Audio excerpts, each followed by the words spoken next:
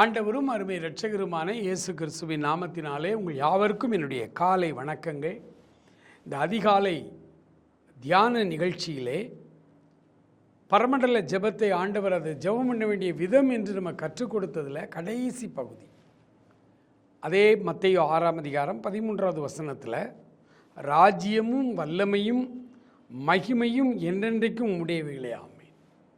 நம்முடைய ஜெப வாழ்வு, அந்த ஜெபம் பண்ண வேண்டிய விதம், அதில் ஆண்டவர் இறுதியாய் சொல்வது என்னென்னா, ஆண்டவருடைய சமூகத்திலே உங்களை ஒப்படைத்து விட்டு ஜெபத்தை முடித்து வெளியே வாருங்கள். அதற்கு நல்ல உதாரணம் வாட்ச்மேன் நீ என்கிற ஒரு மிஷினரி. அவர் உயிரை விட அதிகமாய் நேசித்த சீனா தேசத்திலே மிஷினரியாய் அரிய பெரிய காரியங்களை செய்தார். ஒவ்வொரு நாளும் அவருடைய வீட்டு மாடியில் ஜன்னலை திறந்து வச்சுட்டு முழங்காலே நின்று ஜெபம் பண்ணிகிட்டே இருப்பாராம். அதிகாலை 2 மணிக்கு மேலே 3 மணிக்குள்ளெல்லாம் ஜெபத்தில் உட்கார்ந்துருவாராம். ஜெபித்து கொண்டே இருப்பாராம். ஒவ்வொரு நாளும் அப்படி ஜெபித்து கொண்டே இருக்கிறவர், சூரியன் உதயமாகி ஜன்னல் வழியாய் அந்த சூரிய வெப்பம் அவருடைய உடம்புல வந்து சூடாகும். அது வரைக்கும் ஜெபம் பண்ணிகிட்டே இருப்பார்.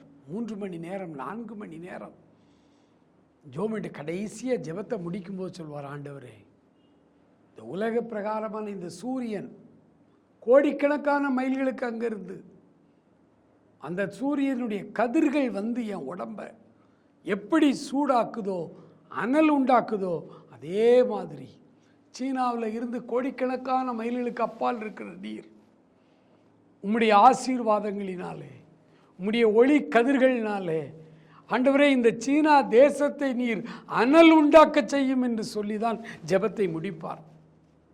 ஆண்டவர் நமக்கு சொல்லி இருக்கிறார், ராஜ்யமும் வல்லமையும் கனமும் மகிமையும் உம்முடையவைகளே. எல்லா ஜெபத்தையும் பண்ணிட்டு, ஆண்டவரே இதுக்கெல்லாம் பாத்திரர் நீர் என்று சகல துதியும் கனமும் மகிமையும் அவருக்கு நாம் செலுத்த வேண்டும். அநேக நேரங்களில் அவருக்கு செலுத்த வேண்டிய மகிமையை இன்டைரக்டாக நாம் நமக்கு எடுத்துக்கொள்ளுகிறோம். அநேக பேரை பார்க்கிறோம்,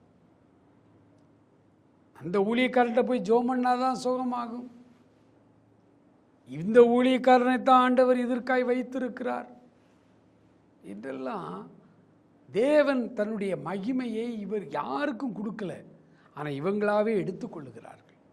அப்படி செய்திடக்கூடாது அப்படின்னு தான் நம்ம எப்படி ஜெபம் பண்ணணும், கடைசியாக ஆண்டவரிடத்தில் நம்மை ஒப்படைத்து வெளியில் வரணும். ஆண்டவரை எல்லாவற்றையும் உமக்கு ஒப்படைக்கிறேன்.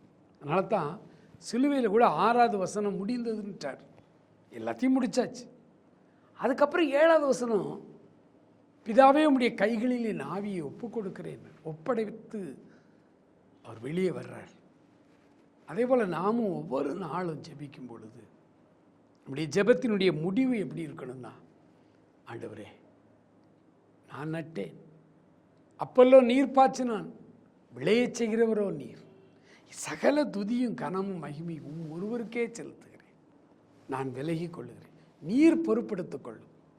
அப்படி நம்முடைய ஜெபங்கள் முடியணும்.